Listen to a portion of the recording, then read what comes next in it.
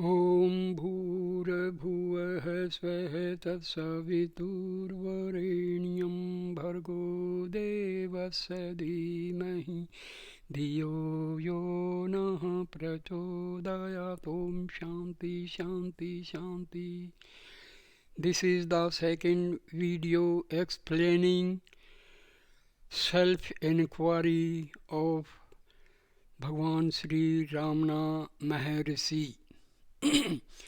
So I start with a question by devotee. Is the aforesaid self-experience possible even in the state of empirical existence for the mind, which has to perform functions in accordance with its prarabdha, the past karma which has begun to fructify? Maharshi, a Brahmin may play various parts in a drama, yet the thought that he is a Brahmin does not leave his mind. Similarly, when one is engaged in various empirical acts, there should be firm conviction, I am the self, without allowing the mind idea, I am the body, etc., to rise. If the mind should stay away from its state, then immediately one should inquire, oh, we are not the body, etc. Who are we? And thus when one should reinstate the mind in that pure state, the enquiry, who am I, is the principal means to the removal of all misery and the attainment of the supreme bliss. When in this manner the mind becomes quiescent in its own state, self-experience arises of its own accord without any hindrance. Therefore, sensory pleasure and gains will not affect the mind. All phenomena will appear then without attachment like a dream. Never forgetting one's plenary self-experience is real bhakti, devotion, yoga, mind control, jnana, knowledge, and all other austerities. Thus say the sages. Disciple, when there is activity in regard to works, we are neither the agents of those works nor their enjoyers. The activities of the three instruments, the mind, speech, and body. Could we remain unattached thinking thus? Maharshi replies, after the mind has been made to stay in the self, which is its deity, and has been rendered indifferent to empirical matters because it does not stay away from the self, how can the mind think as mentioned above? Do not such thoughts constitute bondage?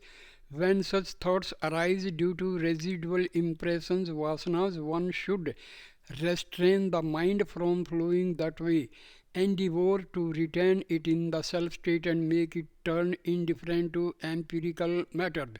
One should not give room in the mind for such thoughts as is this good or is that good? Can this be done or can that be done? One should be vigilant even before such thoughts arise and make the mind stay in its native state. If any little room is given, such a disturbed mind will do harm to us while posing as our friend. Like the foe appearing to be a friend, it will topple us down. Is it not because one forgets one's self that such thoughts arise and cause more and more evil? While it is true that to think about discrimination, I do not do anything, all actions are performed by the instruments, is a means to prevent the mind from flowing along thought vasanas, does it not also follow that only if the mind flows along thought vasanas that it must be restrained through discrimination as stated before? Can the mind that remains in the self state think as I and as I behave empirically thus and thus? In all manner of ways possible one should endeavor gradually not to forget one's true self, that is God. If that accomplished, all will be accomplished. The mind should not be directed to any other matter. Even though one may perform like a mad person the actions that are the result of prarabdha karma, one should retain the mind in the self without letting the thought I do arise. Have not countless bhaktas, the devotees, performed their numerous empirical functions with an attitude of indifference? Devotee, what is the real purpose of sannyasa, renunciation? Maharshi, sannyasa is only the renunciation of the I thought and not the rejection of the external objects. He who has renounced the I thought thus remains the same whether he is alone or in the midst of the extensive samsara, empirical world. Just as when the mind is concentrated on some object, it does not observe other things even though they may be proximate. So also, although the sage may perform any number of empirical acts, in reality he performs nothing because he makes the mind rest in the self without letting the I thought arise. Even as in a dream one appears to fall head downwards, while in reality one is unmoving, so also the ignorant person, that is the person for whom the I thought has not ceased, although he remains alone in constant meditation, is in fact one who performs all empirical actions. Thus the wise ones have said, devotee, the mind, sense organs, etc. have the ability to perceive, yet why are they regarded as perceived objects?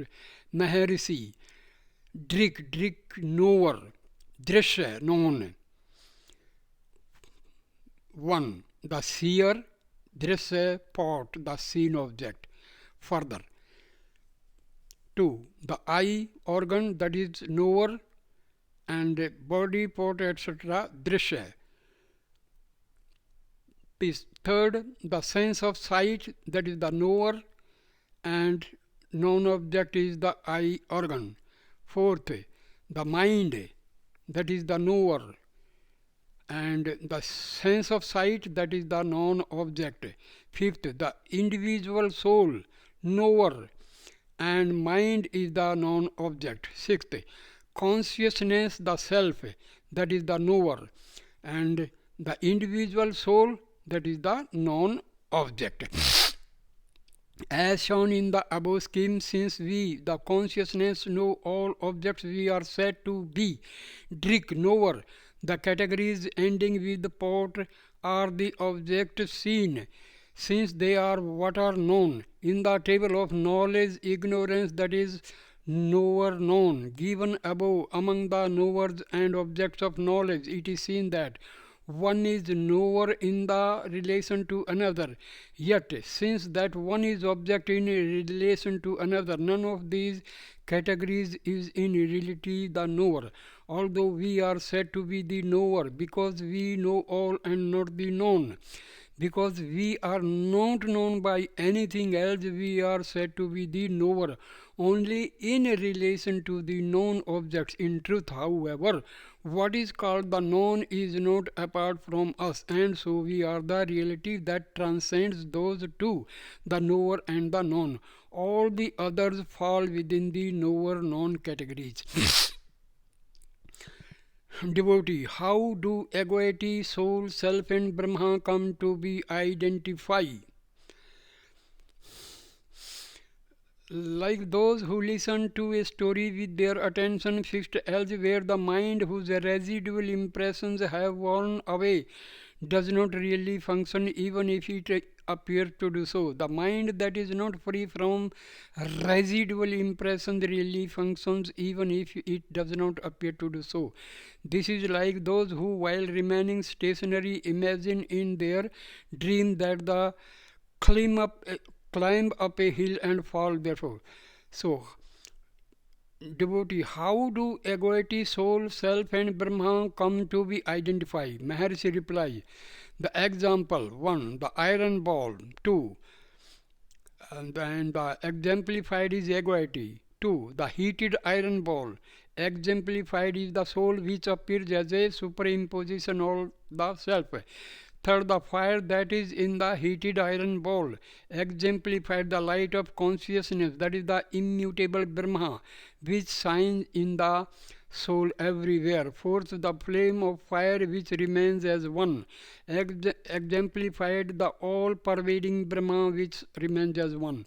From the examples given above, it will be clear how equity, soul witness, and all witness come to be identified.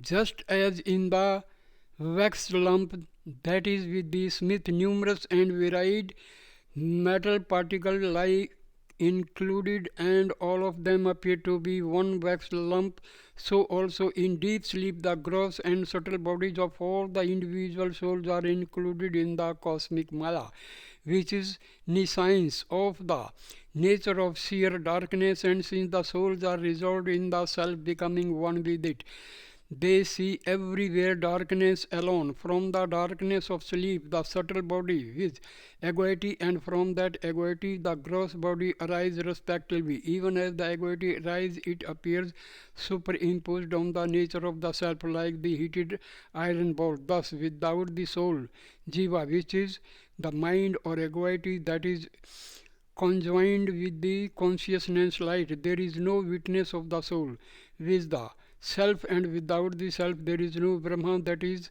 all witness. Just as when the iron ball is beaten into various shapes by the smith, the fire that is in it does not change thereby in any manner, even so the soul may be involved in ever so many experiences and undergo pleasures and pains, and yet the self light that is in it does not change in the least thereby, and like the ether it is all pervasive pure knowledge, that is one, and it shines in the heart of Brahma. Devotee, how is one to know that in the heart self itself shines as Brahma? Maharshi, just as the elemental ether within the flame of a lamp is known to feel without any difference and without any limit both the inside and outside of the flame, so also the knowledge ether that is within the self light in the heart feels without any difference and without any limit both the inside and outside of the self light. That is what is referred as Brahma. Devotee, how do the three states of experience, the three bodies, etc., which are imaginations, appear in the self light, which is one impartite and self luminous? Even if they should appear, how is one to know that the self alone remains ever unmoving?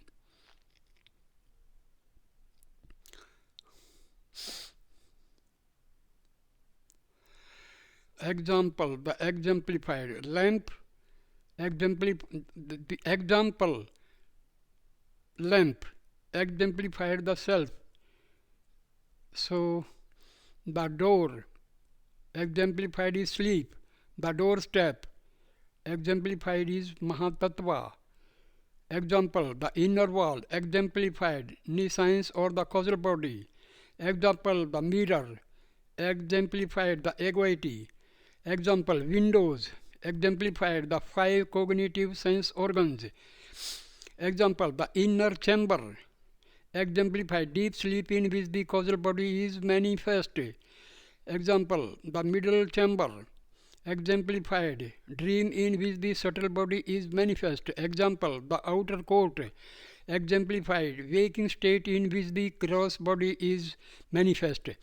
The self, which is the lamp, shines of its own accord in the inner chamber, that is the causal body. 7. That is endowed with nescience as the inner wall. 4. And sleep as the door. 2. When by the vital principle as conditioned by time, karma, etc., the sleep door is opened, there occurs a reflection of the self in the equity mirror.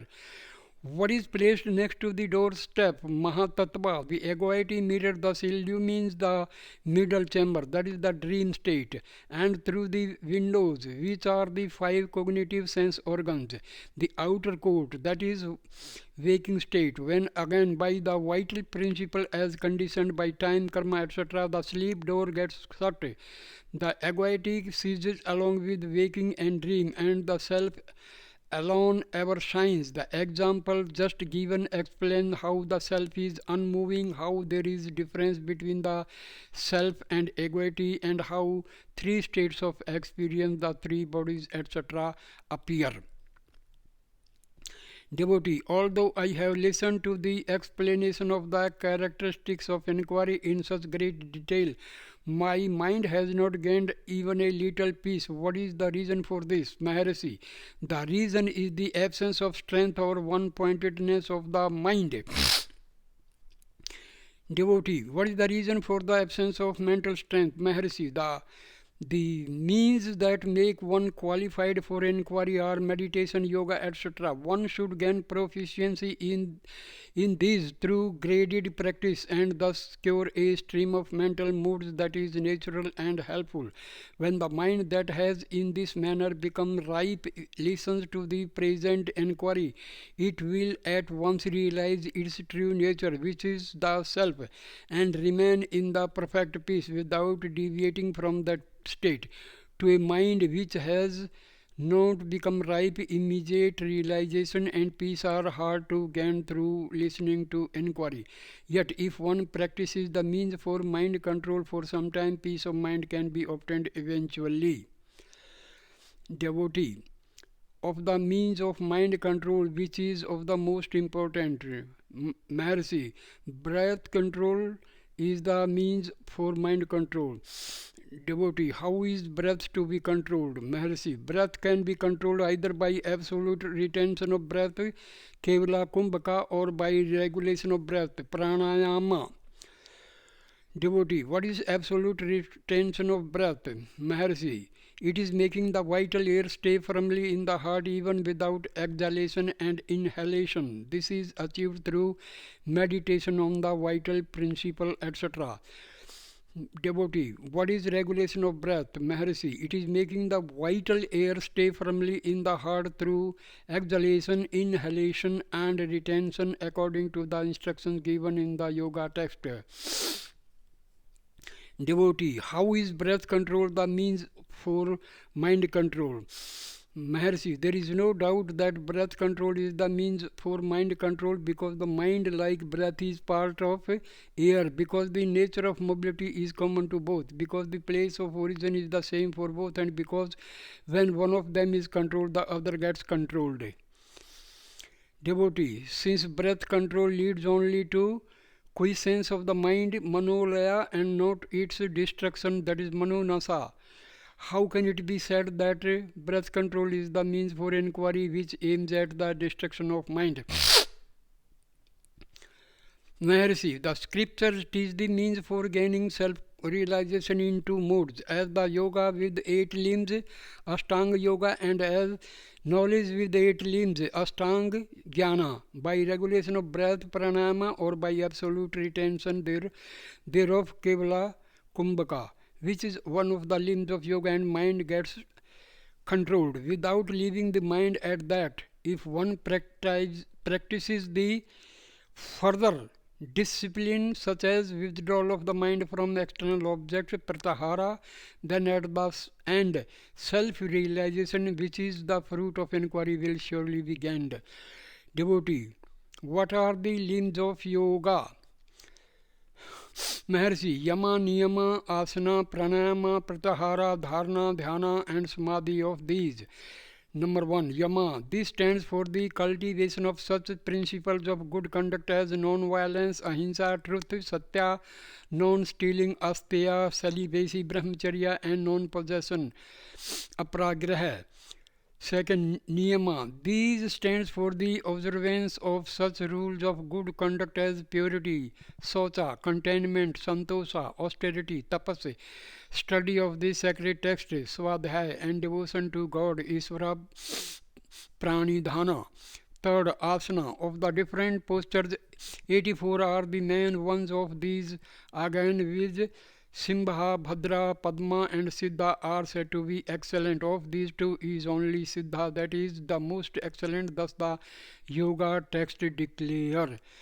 Then pranayama, according to the measures prescribed in the sacred text, exhaling the vital air is rechika, inhaling is Puraka and retaining it in the heart is Kumbhaka. As regards measure, some texts say that Rejka and Puraka should be equal in measure and Kumbhaka twice that measure, while other texts say that if Rejka is one measure, Puraka should be of two measures, and Kumbhaka of four. By measure, what is meant is the time that would be taken for the utterance of the Gayatri mantra once. Thus, pranayama consisting of Rechaka, Puraka, and Kumbhaka should be practiced daily according to ability, slowly and gradually. Then there would arise for the mind a desire to rest in the happiness without moving. After this, one should practice Pratyahara. Pratyahara means this is the regulating the mind by preventing it from flowing towards the external names and forms.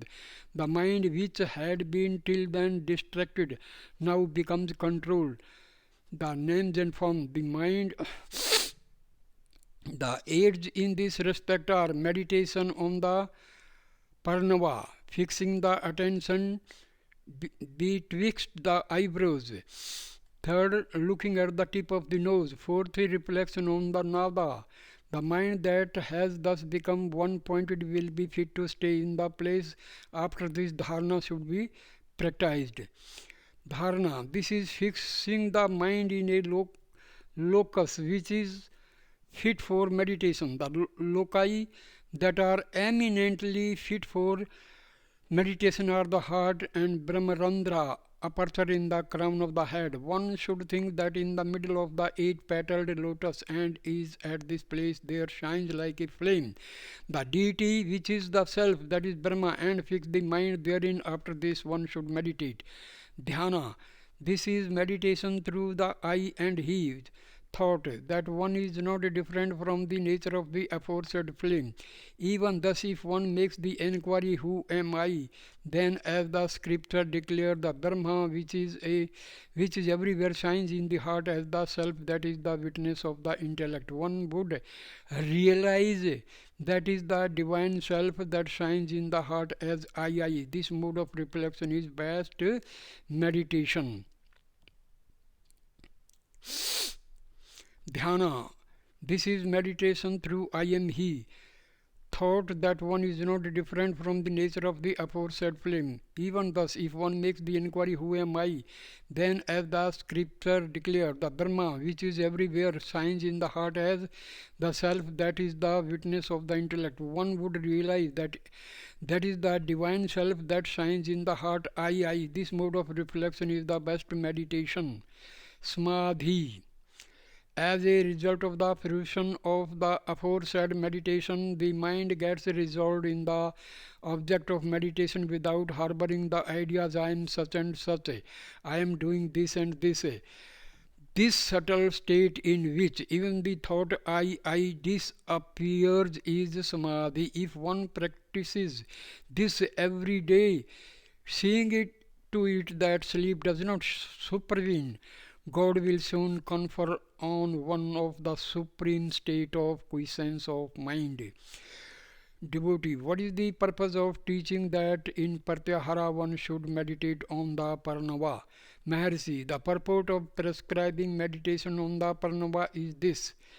Parnava is Omkara, consisting of 3.5 mantras, with A, U, M, and Ardha mantra of these is stands for the waking state, Visva Jiva and the gross body. U stands for the dream state, Tejasa Jiva and the subtle body. M stands for the sleep state, Prajan Jiva and causal body. The Ardha Matra represents the Turiya state, which is the self or I nature, and what is beyond that is the state of Turiyatita or pure bliss. The fourth state, which is the state of I nature, was referred to in the section on meditation dhyana. This has been variously prescribed as one nature of amatra, which include the three matras A, U, M as namaskara, as monaksara, silence syllable, as japa, as muttering without muttering, and as the advaita. The aim of yama and niyama is the attainment of all good paths open to those eligible for moksha. For more details, see works like the Yoga Sutra, Hatha Yoga Dipika. Siddhasana, left. Okay, this can be read in yoga books. Mantra, which is the essence of all mantras, such as Panchakshara. In order to get at this true significance, one should meditate on the Pranava. This is meditation which is of the nature of devotion, consisting in reflection on the truth of the self. The fruition of this process is samadhi, which yields release, which is the state of unsurpassed bliss. The revered gurus also have said that release is to be gained only by devotion, which is of the nature of reflection on the truth of the self. Devotee, what is the purport of the teaching that one should meditate through the I am He thought on the truth that one is not different from the self-luminous reality that shines like a flame? Mercy, the purport of teaching that one should cultivate the idea that one is not different from the self-luminous reality is this. Scripture defines meditation in these words: in the middle of the eight-petaled heart lotus, which is of the nature of all and which is referred to as Kailasa, Vaikuntha and Paramapada, there is the reality which is of the size of thumb, which is dazzling like lightning and which shines like a flame. By meditating on it, a person gains immortality. From this we should know that by such meditation one avoids the defects of the thought of the difference of the form of I am different, that is different. Second, the meditation on that is limited. Third, the idea that the real is limited and that is confined to one place. B. The purport of teaching that one should meditate with the I am He thought is this. Soham, Sah, the Supreme Self, am the Self that is manifest as I. The Jiva, which is the Shiva Linga, reside in the heart lotus, which is its seat situated in the body, which is the city of Brahma.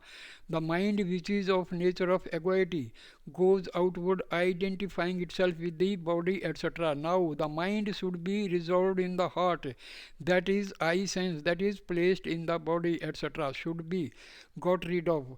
When thus one inquires who am I, remaining undisturbed in that state, the self nature becomes manifest in a subtle manner as I. That self nature is all and yet none, and is manifest as the Supreme Self everywhere without the distinction of inner and outer, that shines like a flame, as was stated above, signifying the truth. I am Brahma. If without meditating on that as being identical with oneself, one imagines it to be different, ignorance will not leave. Hence the identity meditation is prescribed. If one meditates for a long time without disturbance on the self ceaselessly with the I am He thought, which is the technique of the reflection on the self, the darkness of ignorance which is in the heart and all the impediments which are but the effects of ignorance will be removed and the plenary wisdom will be gained, thus realizing the reality in the heart cave which is in the city of Brahma, which the body is the same as realizing the all perfect God. In the city with 9 gates, which is the body, the wise one reside at ease.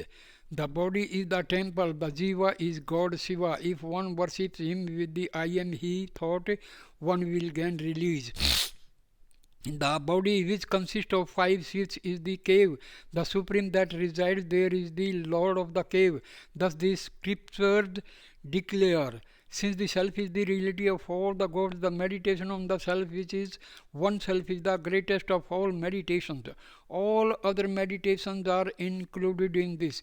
It is for gaining this that the other meditations are prescribed. So if this is gained, the other are not necessary. Knowing one's self is knowing God. Without knowing one's self that meditates, imagining that there is a deity which is different and meditating on it is compared by the great ones to be act of measuring with one's foot one's own shadow, and to the search for a trivial conch after throwing away a priceless gem that is already in one's possession. Devotee, even though the heart and the so I will stop the video here. It will become long. So thank you, dear friends, for watching. Om Shanti Shanti.